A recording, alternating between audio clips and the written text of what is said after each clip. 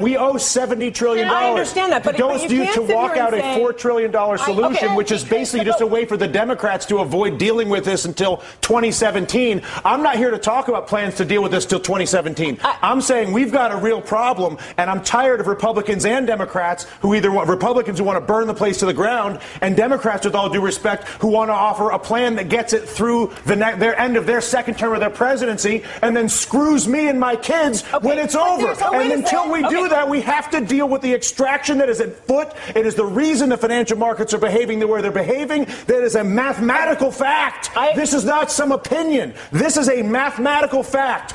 Tens of trillions of dollars are being extracted from the United States of America.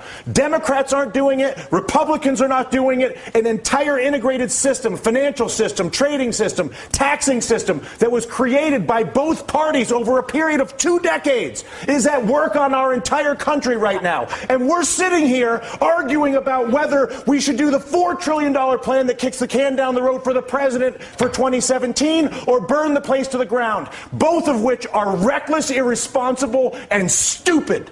And the fact of the matter is, until we actually, and I'm sorry to lose my temper, but I tell you what, I've been coming on TV for 3 years doing this. And the fact of the matter is that there's a refusal on both the Democratic and the Republican side of the aisle to acknowledge the mathematical problem, which is that the United States of America is being extracted. It's being extracted through banking, it's being extracted through trade, and it's being extracted through taxation. And there's not a single politician that has stepped forward, Susan, to deal with this. But there's only one right now. The leader of the free world, whether you like it or not, the President of the United States is arguably one of the most powerful individuals we have out there. But and Susan, he's what you're saying is exactly the point that Dylan is making. It's not about one guy. It's about all of them. No, I actually disagree. I think Dylan's saying it is about one guy. It is about one guy. What would you like him to do? I would like him to go to the people of the United States of America and say, people of the United States of America, your Congress is bought. Your Congress is incapable of making legislation on health care, banking, trade, or taxes, because if they do it,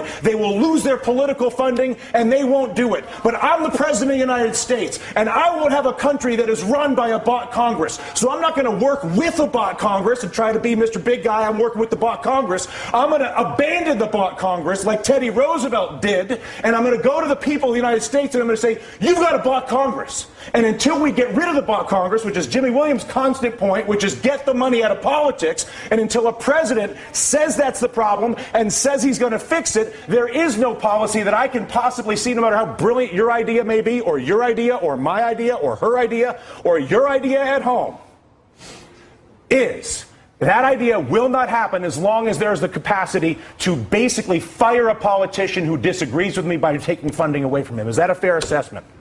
Money in politics is the root of all political evil. It is corruption at its worst.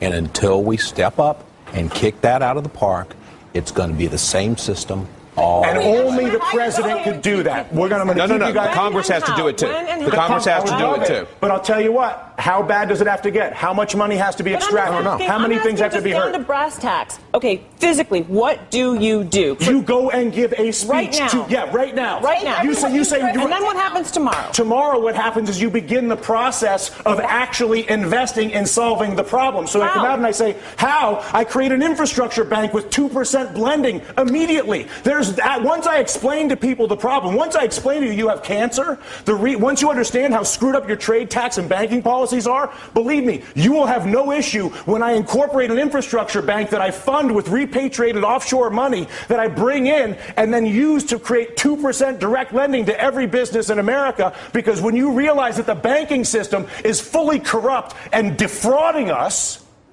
and I come out and say that, which is what I want my president to do, then at that exact moment I say, you know what, we got a screwed up situation here, people. You all know it, and now what? I'm going to admit it.